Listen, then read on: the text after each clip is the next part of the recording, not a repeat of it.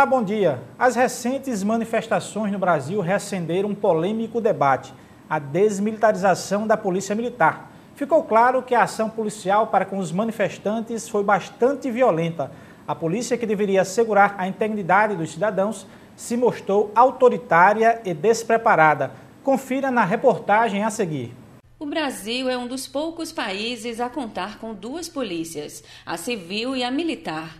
Essa divisão vem desde a época da ditadura, mas foi a Constituição de 88 que determinou o papel de cada uma. Enquanto a Polícia Militar é responsável pelo policiamento ostensivo e preservação da ordem pública, a Polícia Civil cabe a função de polícia judiciária e apuração de infrações penais. Especialistas defendem que o atual modelo é ruim do ponto de vista operacional, pois acaba dobrando os gastos públicos. Mas a principal crítica ao modelo atual é sobre o treinamento que os policiais militares recebem durante a sua formação. Hoje a Polícia Militar está baseada, fundada na ordem, na hierarquia, na disciplina, né? Então você tem um comando que não pode ser jamais desobedecido, né? Você tem uma estrutura hierárquica muito forte, muito estabelecida, e com a desmilitarização, os agentes de segurança, que fazem parte hoje da Polícia Militar, teriam uma certa autonomia para o desenvolvimento da sua atividade profissional. E isso faria com que, naturalmente, os policiais pudessem se aproximar de uma formação muito mais voltada para a cidadania, muito mais voltada para os direitos humanos, né, para o respeito à cidadania, para o respeito às manifestações sociais, de proximidade com a sociedade e não de confronto. Esse tipo de formação voltada para o militarismo, onde se tem, dentro de uma carga horária destinada à formação desses policiais, muito voltado para, por exemplo, a Ordem Unida, a gente questiona o que isso serviria para a população. Quais os benefícios que um policial, um aluno policial que está dentro de um quartel, passar o dia treinando Ordem Unida, que tipo de benefício isso traria para a sociedade nessa formação? Então, assim, o modelo em si é bastante questionado, até porque hoje a sociedade já não aceita mais esse tipo de formação. Na reunião do Conselho de Direitos Humanos da ONU em maio de 2012, a Dinamarca recomendou que o Brasil extinguisse a Polícia Militar. Já o posicionamento da OAB, de acordo com Evandro, é sempre em favor da democracia, e este é um tema que merece uma discussão mais ampla. Eu acho que o debate já passou do tempo. Isso se discute desde a Constituição de 1988, que tem toda essa roupagem, esses ideais, esses princípios cidadãos, né? Em princípio, eu não defendo de imediato que haja uma unificação das polícias. Eu acho que esse talvez não seja o melhor caminho por hora, mas nós temos que debater. Nós estamos com praticamente 25 anos da Constituição já. Ou seja, faz 25 anos que isso entra na pauta de discussão da segurança, se a Polícia Militar e a Polícia Civil devem ser separadas, devem ser unificadas, e a gente não conseguiu ainda chegar aquilo que seria um modelo ideal. Para Roberto, é preciso desmistificar algumas questões, pois, em geral, as pessoas não têm ideia sobre o que, de fato, significa a desmilitarização. Muita gente tem uma ideia equivocada que, pelo fato de desmilitarizar, o país viraria uma anarquia pela falta do militarismo. E não seria isso a verdade. Seria um policial militar ostensivo, fardado, armado, fazendo seu patrulhamento normal, em defesa da sociedade. A única diferença é que a formação desse policial seria uma formação mais humanizada, mais voltada para os direitos humanos e menos para o militarismo, que acreditamos que é um tipo de formação hoje para esse serviço social com a população já ultrapassado. O Diálogo Plural de hoje vai falar sobre a desmilitarização da Polícia Militar e do Corpo de Bombeiros. E para discutir esse tema, convidamos o sargento Eliabe Marques, que é presidente da Associação dos Subtenentes e Sargentos Policiais Militares e Bombeiros do Rio Grande do Norte, e João Maria dos Santos, dirigente do Sinteste RN. Bom dia, Eliabe. Bom dia, João Maria. Bom dia. Bom dia. Eliabe, vamos começar, talvez até a população não conheça esse tema, e assim, fazer uma divisão. Se desmilitarizar a polícia é desarmar a polícia. E o que é essa desmilitarização? Bom dia.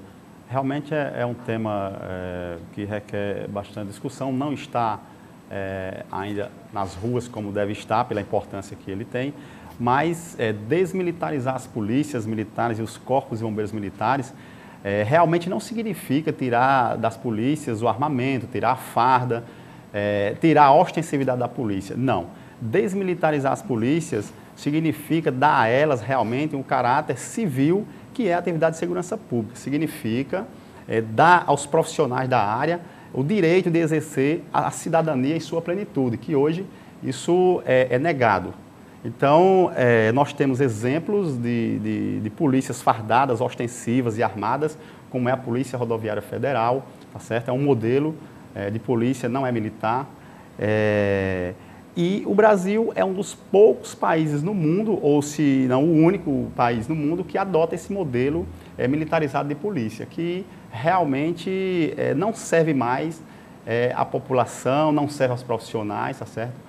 E realmente desmilitarizar as polícias é boa para os profissionais e é excelente para a população. Essa desmilitarização, digamos que assim, a polícia militar do jeito que age hoje com a população, nessa hierarquia, isso ainda nós somos uma democracia muito recente, isso ainda digamos assim, um resquício do que foi do passado, da história do Brasil? Veja bem, como falei, a atividade de segurança pública é uma atividade eminentemente civil. Os profissionais de segurança pública, no caso, os policiais e bombeiros, eles são preparados dentro de uma lógica militar, ou seja, que tem os seus fundamentos respaldados na lógica que forma os militares das Forças Armadas, Exército, Marinha e Aeronáutica. E aí existe uma situação, por exemplo, a lógica é de obediência, obedecer cegamente. É uma lógica de destruir o inimigo, a formação do militar das Forças Armadas. O militar das Forças Armadas é preparado para defender a soberania do país, preparado para a guerra. Ele é um profissional temporário, certo? Que tem o seu tempo ali de servir, que no caso são 12 meses. Já se tratando das forças militares dos estados, das forças de segurança dos estados, é totalmente diferente. A gente vai ter um profissional que deve servir e proteger a população, ele é preparado para atuar durante toda uma vida profissional, que são 30 anos, tá certo?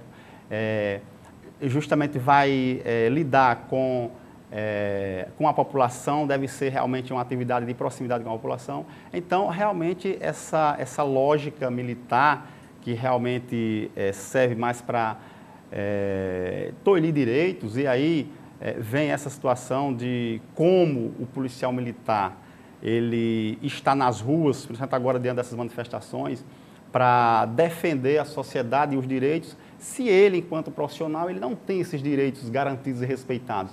Então, nós acreditamos que isso realmente é um fator determinante para a qualidade do serviço oferecido à população. Essa questão que a gente veio falando, junto com a LA, veio falando também sobre a questão nós somos uma democracia recente, eu acho que você viveu, digamos assim, os anos de chumbo, né? Um homem novo, né? Digamos assim, mas vem as manifestações que foram colocadas, que a gente viu na reportagem, essa repressão militar ainda é muito característico daquele tempo? Sim, a gente vive, de fato, um período muito recente ainda da ditadura. Isso é resquício, sim, da ditadura militar. A polícia, ao ser militarizada, o soldado, ao ser treinado militarmente, ao fazer aqueles repetidos movimentos de ordem unida, aquilo serve simplesmente para adestrar o homem a obedecer única e exclusivamente, obedecer e obedecer. Então, se um coronel, um capitão dá uma ordem, o soldado que está ali na frente, ele não vai questionar se deve ou não atender, ele atende e acabou. A junção da polícia militar e a civil, que também é um dos temas que são colocados para debate, seria também uma das soluções, ajudaria a humanizar, ajudaria a melhorar o serviço de segurança pública?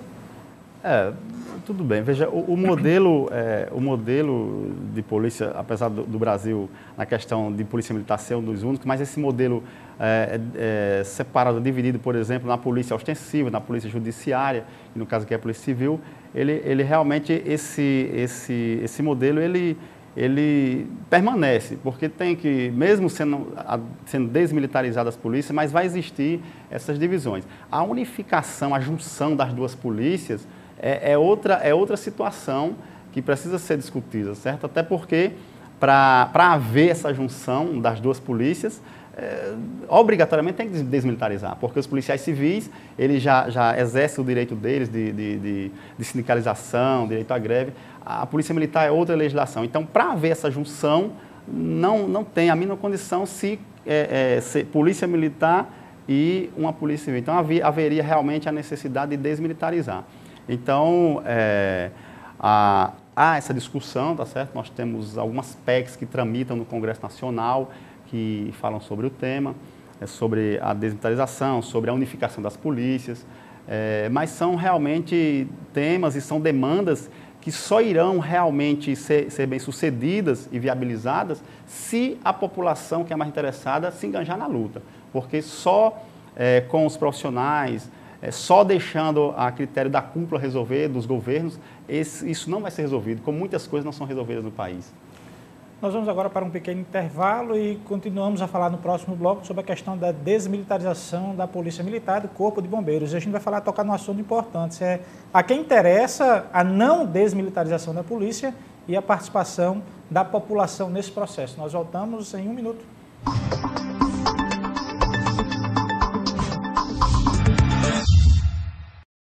Voltamos com o programa Diálogo Plural, que hoje conversa sobre a desmilitarização da Polícia Militar e do Corpo de Bombeiros Militar, com Eliabe Marques, que é presidente da Associação dos Subtenentes e Sargentos, e João Maria dos Santos, que é dirigente do Sinteste RN. A gente terminou o outro bloco, o bloco anterior, falando a quem não interessa a desmilitarização da Polícia Militar e se realmente o engajamento da população seria essencial para todo esse processo, Eliabe. Exatamente.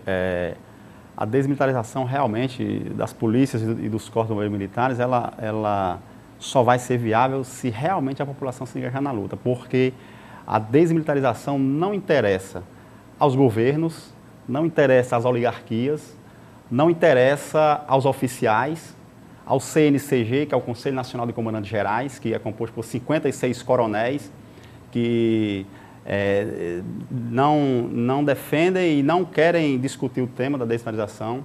Então, a esses não interessa desmilitarizar as polícias. E por que não interessa? Na minha visão, não interessa porque eles não têm compromisso com a população, certo?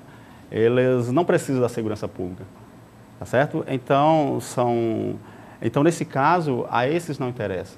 Agora, sem dúvida, a participação da população, tá certo? Juntamente com os profissionais de base, que são os praças que compõem as polícias e os corpos militares, realmente nós acreditamos que a desmilitarização ela será viabilizada. E quais são os direitos trabalhistas? A gente vem falando nessa questão do direito trabalhista, do civil e do militar. Que direitos são esses que não são colocados ao policial militar e com a desmilitarização poderia ser conseguido? Veja só, a Constituição de 1988, ela garantiu direitos, né, aos trabalhadores, e nessa mesma Constituição, os policiais militares e bombeiros militares eles não foram contemplados, ficaram de fora. E nós utilizamos que os policiais e bombeiros são subcidadãos, cidadãos de segunda classe, porque não têm esses direitos respeitados e garantidos. E quais são eles? Os policiais militares e bombeiros, eles não têm direito à sindicalização, não têm direito a reivindicar, tá certo? O policial militar não tem direito à filiação partidária. Uma situação que nós consideramos gravíssima é a questão da prisão administrativa.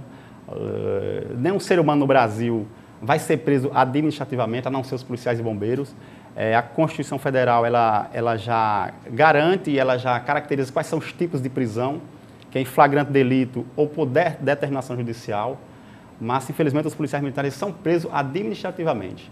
Então, como se explica, você acabou de falar que os militares não podem se filiar a partidos, mas como se explica o fato de alguns militares se candidatarem? Como é que se procede? Exato.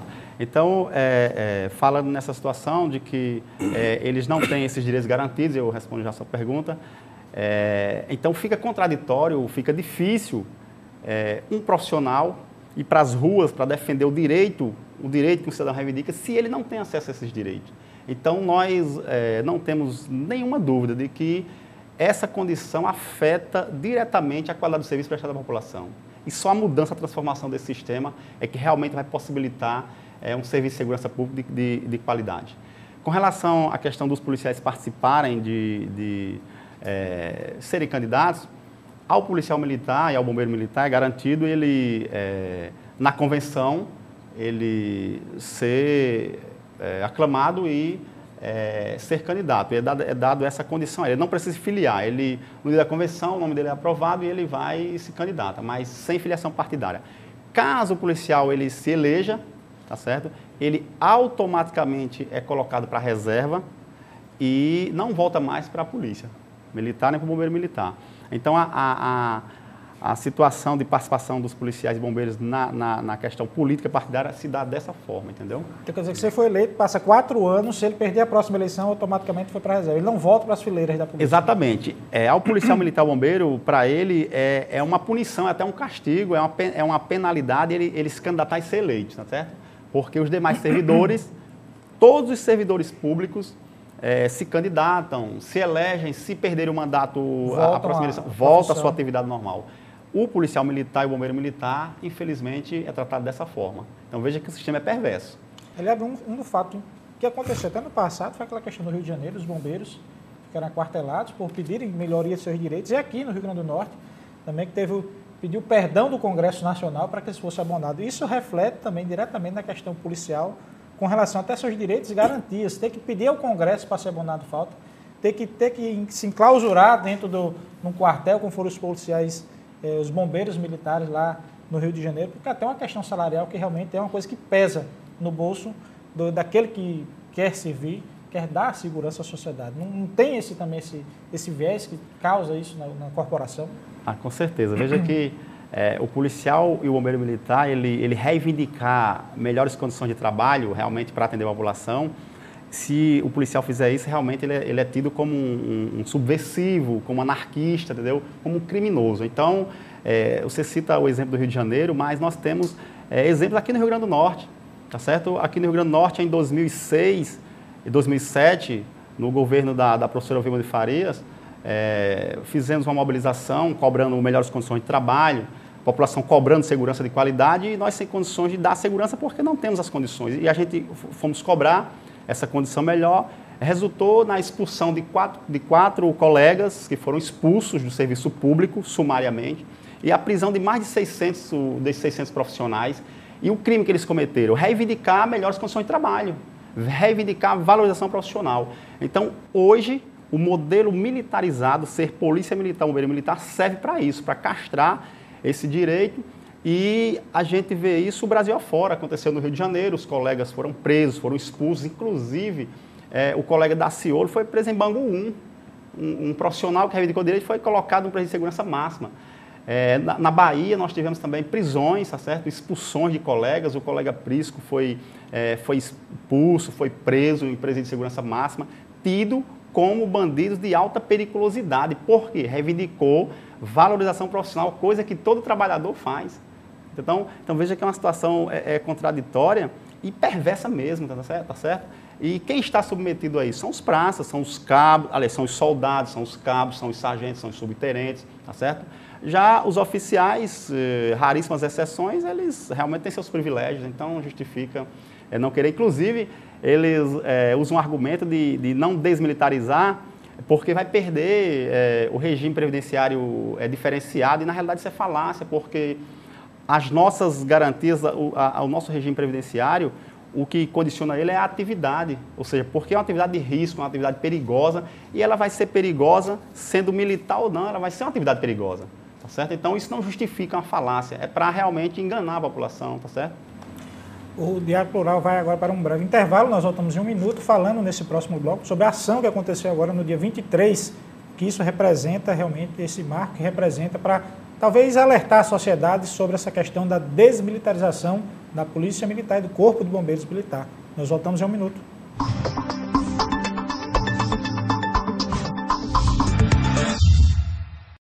Estamos de volta com o Diálogo Plural, que hoje conversa sobre a desmilitarização da Polícia Militar e do Corpo de Bombeiros Militar, com Eliabe Marques, que é presidente da Associação dos Subtenentes e Sargentos Policiais Militares e Bombeiros do Rio Grande do Norte, e João Maria dos Santos, que é dirigente do Sinteste-RN.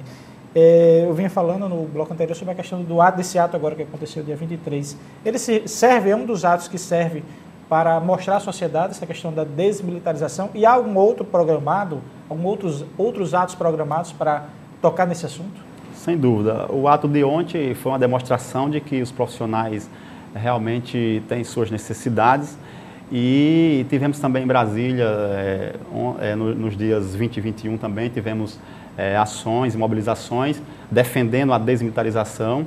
E, com certeza, nós teremos outras atividades, tá certo? Para chamar a atenção da população e até envolvendo a população na discussão, esclarecendo o que significa o tema, a importância dele para a população. Estamos, sim, elaborando uma pauta para a gente dar uma visibilidade ao tema e à importância que ele tem. Quais são as penalidades que o policial militar e o Corpo de Bombeiros Militar, o soldado, são impositivas pela Justiça Militar? Já começa por aí. É uma justiça militar, né, que julga diferenciado, os militares. É diferenciado. Na verdade, é um tribunal de exceção. E aí, os crimes os quais os policiais e bombeiros estão submetidos, né, são enquadrados. Vem o crime de deserção, o crime de revolta, de motim, a insubordinação, tá certo? São crimes tipicamente de guerra, tá certo? Aplicados às Forças Armadas. Mas são absurdamente... Além de todos os outros crimes que o civil já está... Exatamente. Nós somos, bem lembrado, nós somos julgados, somos penalizados 2 vezes, pela Justiça Militar e pela Justiça Comum. E aí eu não quero aqui menosprezar nenhuma outra categoria. Nós não somos melhor e nem pior do que outra categoria. Somos diferentes, até pela profissão. Tá certo? Mas precisa de tratamento igualitário, pelo menos, né? Exatamente. Precisamos, como eu falei, no mínimo proporcionar ao risco que corremos, tá certo? Há alguns projetos na Câmara Federal que estão tratando sobre esse assunto, que dão a liberdade aos estados a desmilitarizarem, outros que exigem não só o norte para que possa haver essa desmilitarização? Existe. Eu não sei se eu já falei aqui, mas tem a PEC 102 que ela tramita no Congresso Nacional, que ela versa sobre esse tema. Entretanto, ela não é determinante, ela não obriga os estados a desmilitarizar suas polícias. Ela deixa a critério de cada estado, se achar conveniente, desmilitarizar as polícias. Então, não é uma coisa bem, digamos assim, contundente. Entretanto, nós entendemos também que é importante, porque abre a discussão, tá certo? Abre o debate e isso é muito importante. Nós vamos sim, nós defendemos e participamos também dessas discussões e acreditamos que o caminho realmente é esse. Eliabe, as pessoas, até a sociedade se coloca, e até os governos se colocam, de que equipando a polícia está dando maior segurança à população, né? Dando arma, equipando, carro de bombeiro, equipando. E não vê que a situação humana do profissional seria até mais importante do que isso. E a gente vê recorrente questão de áreas operacionais atrasadas. Como é que está a questão disso no Corpo de Bombeiros Militar e, assim, rapidamente com a Polícia Militar? Para você ver o equívoco, né? O equívoco dos governos. Eu vou citar aqui os últimos 20 anos, né? Que foi os governos aí de Garibaldi, de Vilma e agora com Rosalba, com a governadora Rosalba. A lógica, a prática adotada justamente é essa, de quando se fala em investir em segurança pública, é adquirir armas, viaturas e munições. Eles acham que fazendo isso resolve o problema de segurança. Na realidade, é um equívoco tremendo e isso não resolve, porque primeiro ele teria que cuidar do maior patrimônio que é a segurança pública, que são os homens e as mulheres que integram as 2 corporações. Então, qualquer política de segurança pública que não tiver esse viés, tá certo, não vai ser bem sucedida. Tem que valorizar em primeiro lugar o maior patrimônio da segurança pública. A gente também tem observado que isso é prática adotada em todos os estados, não só aqui no estado do Rio Grande do Norte, mas em todos os estados é dessa forma. No Corpo Bombeiros há uma situação especial com relação a isso, com a situação dos militares do Corpo Bombeiros, é diferenciada dos policiais militares, por ser um trabalho mais na questão de salvar vidas, é um trabalho dessa segurança de praias, é um trabalho mais, digamos assim, um pouco mais de retaguarda do que a Polícia Militar? A atividade do Corpo Bombeiro realmente é atividade de defesa civil, tá certo? Também de dar a questão das praias, tudo. Mas o regime ao qual eles estão submetidos é o mesmo da Polícia Militar. E aí você me perguntava sobre a questão das nossas dificuldades, os problemas que nós estamos enfrentando agora, das diárias. Então, realmente, o policial militar e o bombeiro, ele tem as diárias operacionais atrasadas, policial, na hora de folga, ele pode tirar uma diária operacional, o governo coloca esse policial para trabalhar na hora de folga, entretanto não paga, tá certo? Passa 6, 8 meses para pagar essas diárias. Nós estamos com o problema do nosso padrão remuneratório, que é subsídio, e ele se caracteriza por níveis. Desde que o subsídio foi implantado em julho de 2012, que os níveis não estão sendo atualizados, tá certo? Não estão sendo pagos, ou seja, mais de um ano já que não estão sendo pagos. Nós temos a questão das promoções, que já fazem 15 anos que não tem promoção dentro da Polícia Militar para terceiro sargento, isso significa soldados indo para a reserva como soldado depois de 30 anos de serviço.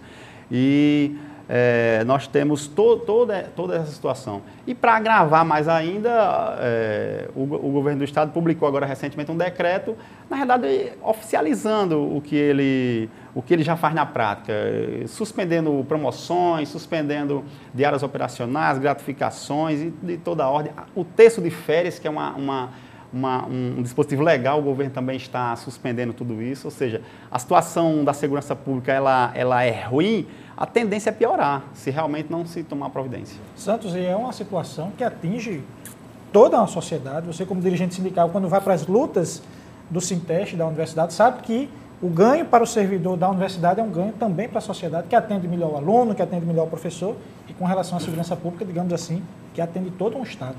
Com certeza. O despreparo da Polícia Militar passa pelas ações que se vê na televisão. Muito embora as televisões tradicionais aí não mostrem de fato isso aí. Mas se você procurar no YouTube, se você procurar nas mídias sociais, você vai encontrar todo tipo de registro da truculência militar.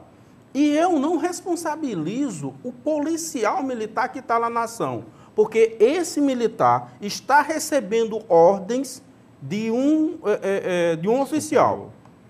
E é para isso que toda essa gama de coisas que se mantém a militarização é exatamente para isso. É para que o homem obedeça cegamente. Ou seja, a ordem atira, ele aperta o dedo. Ele não tem o poder discricional de decidir sobre a sua ação. Tá certo? Enquanto que o policial, ele é colocado de fato e de direito como um árbitro, ele vai para lá, para a rua, para resolver conflito. Mas ele está ali, na hora da ação particular dele, ele está sobre a ordem de um oficial, que diz, faça isso, e ele não tem o direito de dizer, tenente, eu posso fazer isso de fato? Ele nem tem tempo de pensar, muitas vezes. Então, isso é o que leva à militarização das polícias militares, é essa questão do policial não ter o poder discricional de decidir sobre a ação que ele vai efetuar. E muitas vezes saem algumas ações desastrosas, como pessoas gravemente feridas por causa de uma ordem que foi mal dada e foi bem executada, né? Eliabe, nós temos 30 segundinhos, realmente 30 segundos para suas considerações finais aqui no nosso programa. Nós aproveitamos para chamar realmente a atenção da população para que ela se interesse pelo tema. Desmilitarizar as polícias e corpos de bombeiros militares significa construir uma polícia realmente cidadã para os profissionais e para a população, tá certo? Não podemos aceitar essa lógica militar que se respalda e quer se perpetuar em função da hierarquia da disciplina. Hierarquia e disciplina nós temos em todos os setores, existe hierarquia e disciplina, mas ela tem esse viés, a questão da obediência cega, como o João Maria falou. Então, assim, desmilitarizar significa isso. Então, a gente conclama todos, realmente, a população, os profissionais da segurança pública, especialmente os praças, alguns oficiais que também conscientemente defendem o tema. Nós chamamos e convocamos a todos a abraçar a causa e dizer que ela é boa para todo o conjunto da população. Eliabe Marques, que é presidente da Associação dos Subtenentes, Sargentos e Policiais e Bombeiros Militares do Rio Grande do Norte, obrigado pela sua presença. João Maria dos Santos também, obrigado. Obrigado, eu que agradeço e adianto que o Sinteste está à disposição para abraçar essa luta, Eliabe, e nosso espaço aqui está aberto para você vir outras vezes. Se você quiser mais informações sobre o Diálogo Plural, acompanhe as nossas atualizações no Twitter, que é o @sintestrn, no nosso site, que é o www.sintestrn.org.br, ou na nossa página do Facebook, que é o facebook.com/sintestrn. Até o próximo programa.